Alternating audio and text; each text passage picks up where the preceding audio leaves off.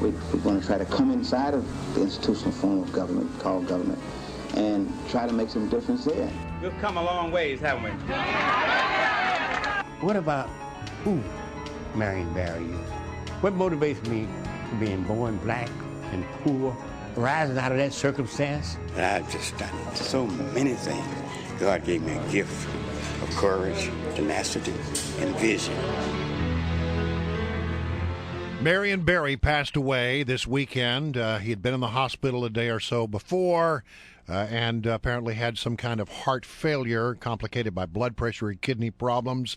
It was, even though we knew he was struggling with his health, it was a surprise to many of us to wake up on Sunday morning and find that the man who was once described as mayor for life had passed from this life. In 1986, when I came to this town, Carol Schwartz was running against Marion Barry for mayor. And Carol Schwartz is on the line now. Carol, your thoughts at the passing of Marion Barry? Well, listen, yesterday when I learned about it, I was shaken and saddened. I like many others, thought he was invincible. And so it's hard to believe that he's not with us anymore, because he just seemed to have these health issues, and you would think, start to count him out, and then he would rise again. So I think we're all dealing with the kind of the shock of it all, in spite of all his health issues. Well, we thought that he was that way because we had seen him at least rise from the dead politically many times before. Well, that's right. So whether it be health issues or political issues, he seemed to be able to rise, and now he will not, and so he was a friend of mine. I know I ran against him twice, not just in '86, and actually gave him a run for his money, even though the Democratic registration in town was 11-1 to Democrat to Republican.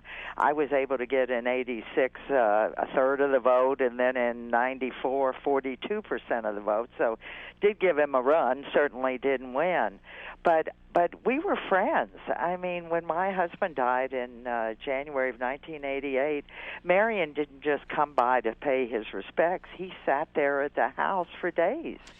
And so there were things about him that a lot of people would find surprising. Here I ran against him twice, but yet I think I found him a good friend, and he would call me that too. In fact, when he was going in for his surgery, life-threatening surgery, that kidney transplant operation in February of 2009, I happened to be the last person he called before we went in for the surgery. And I asked him after, thank God he, survived it, I said, why me? The person that ran against you twice, why me? And he just said, I was thinking about you, and I needed to talk to you. And we didn't even talk about his health or the life-threatening surgery he was facing immediately afterwards. We talked about the fact I was in Florida at that point. I'd gone off the council just, a month or so before. And his brother-in-law, Tom Masters, was mayor of Riviera Beach, Florida, and I was down in Florida. So we talked about Tom Masters and politics. Carol Schwartz is our guest, and you talk about these campaigns that you ran against Marion Barry, and I think many people looking back, and even at the time, I think objectively speaking, thought, well, you made some pretty good points. You actually had a reason for running against Marion Barry, and actually made some good inroads in terms of giving the voters of Washington, D.C. an alternative.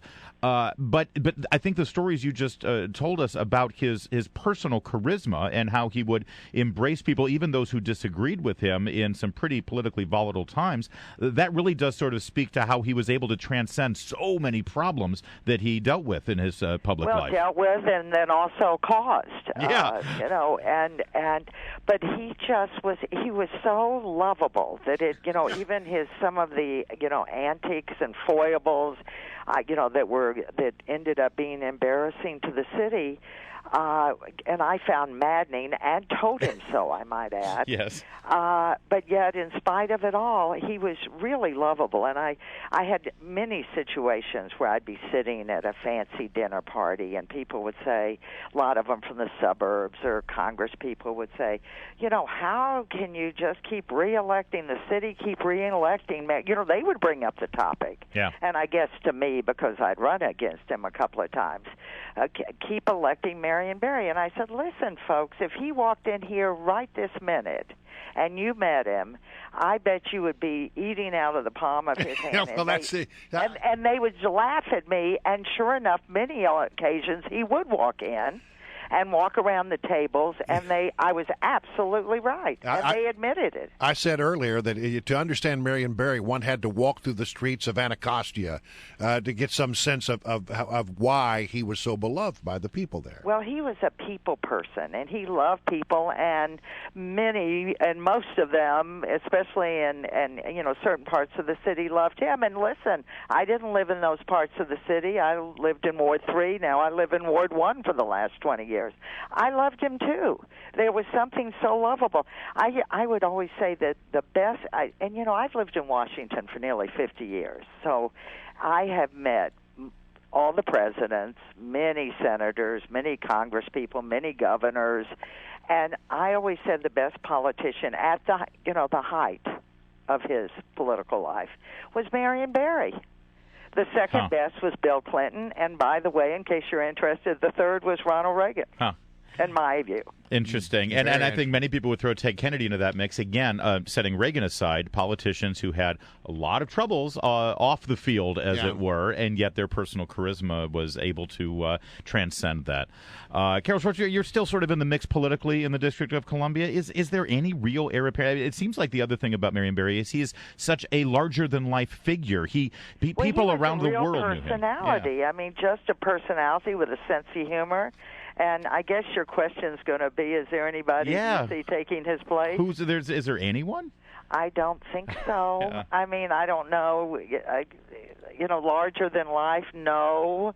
That kind of personality and people person, maybe they will emerge now. Maybe he overshadowed them. Interesting take. Yeah. All right, Carol Schwartz, so good to talk. Yeah, and listen, I'm going to say, Cheryl, thanks so much for joining us. It's great to have your recollections of Marion Barry as we stop and pause and remember a man who was, as you point out, in many ways larger than life. Yes, and a good friend, and I will miss him a lot. Real fast, we're about to speak with Mayor-elect Muriel Bowser. Are you bucking for a job there in the new administration, Carol Schwartz? No, I'm not. Are you sure you wouldn't want to gig? I certainly wish her well. Could be in charge of the food trucks or something. No? No, I'm not looking. All right. And don't intend to, but I do wish her well. All right. Well, let her know you said Carol. that. Appreciate Thank you, Carol Schwartz. All right. Y'all take care. All right. Bye. That food truck thing is an important issue. I want to make sure someone's on our side.